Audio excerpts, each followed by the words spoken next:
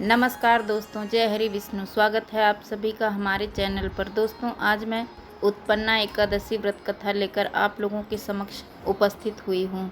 दोस्तों, मार्गशीर्ष माह के कृष्ण पक्ष की एकादशी को उत्पन्ना एकादशी कहा जाता है। इस दिन भगवान विष्णु के लिए लोग व्रत रखते हैं, साथ ही विशेष पूजा की जाती है। विष्णु जी के साथ ही देवी लक्ष्मी की भी पूजा करने से धन संबंधी कामों में आ रही परेशानियां भी खत्म हो जाती हैं। कहते हैं कि इस दिन माँ एकादशी ने उत्पन्न होकर अति बलशाली और अत्याचारी राक्षस मोर का वध किया था। मान्यता के अनुसार इस दिन स्वयं भगवान विष्णु ने माता एकादशी को आशीर्वाद देते हुए इस व्रत को पूजनीय बताया था। माना जाता है कि इस दिन एकादशी के व्रत के प्रभाव से सभी पापों का नाश हो जाता है। उत्पन्ना एकादशी व्रत कथा। पौराणिक कथाओं के अनुसार सतयुग में मुर नाम का एक राक्षस था जो हमेशा स्वर्ग में आतंक मचाए रहता था।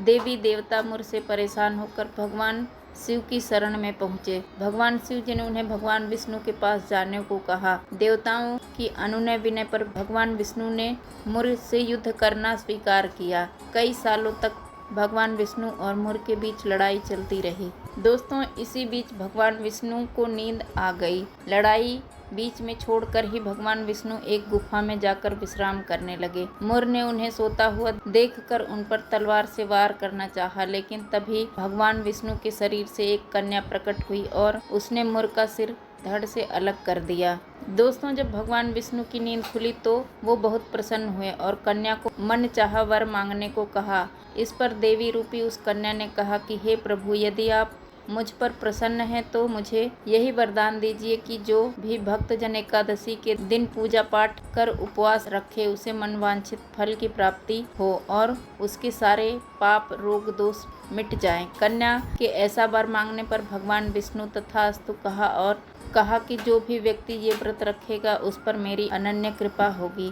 सभी प्रकार के व्रतों से मुझे एकादशी का व्रत ही सर्वाधिक प्रिय होगा। ऐसा कहकर भगवान विष्णु अंतर ध्यान हो गए। दोस्तों, जिस दिन भगवान विष्णु के शरीर से कन्या प्रकट हुई थी उस दिन मार्गशीर्ष की एकादशी थी। तभी से एकादशी व्रत रखने की परंपरा चली आ रही है। दोस्तों, इसीलिए इस एकादशी को उत्पन्ना एकादशी कहा जाता है। जो श्रद्धालु एकादशी व्रत शुरू करना चाहते हैं उन्हें उत्पन्ना एकादशी से ही इसकी शुरुआत करनी चाहिए। इस व्रत से अश्वमेघ यज्ञ का पुण्य मिलता है। दोस्तों, एकादशी व्रत भगवान श्री हरि विष्णु को प्रसन्न करने के लिए रखा जाता है। इस दिन उपवास करने से मन निर्मल और शरीर स्वस्थ होता है। इस व्रत को करने से जीवन में सुख शांति आती है। इस व्रत के प्रभाव से भगवान श्री हरि विष्णु के परम धाम का वास प्राप्त होता है। संतान प्राप्ति और आरोग्य होने के लिए भी इसे किया जाता है। दोस्तों, कथा अच्छी लगी हो तो लाइक करें, सब्सक्राइब करना ना भूलें। धन्यवाद दोस्तों। जय हरि विष्णु।